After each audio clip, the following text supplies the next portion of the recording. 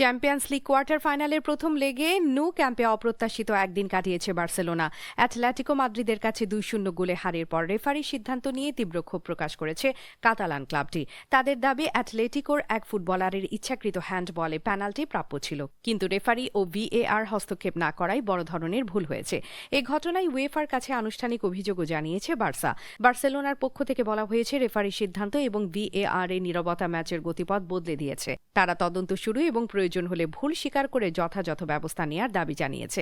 এর আগেও এমন ঘটনা ঘটেছে। 2024 সালের এপ্রিলে চ্যাম্পিয়ন্স লিগ কোয়ার্টার ফাইনালে বায়ার্ন মিউনিখের বিপক্ষে আর্সেনাল একই ধরনের ঘটনায় পেনাল্টি পেয়েছিল।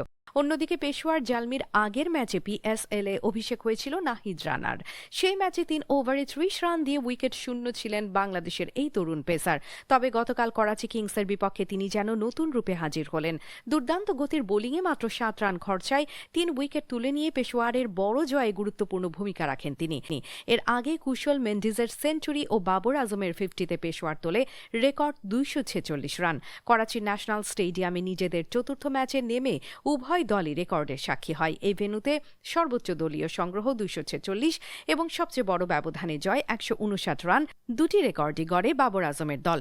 পিএসএলে যে কোনো উইকেটে সর্বোচ্চ জুটির রেকর্ডও গড়ে ফেলেন বাবর মেন্ডিজ জুটি তাদের 191 রানের পার্টনারশিপে।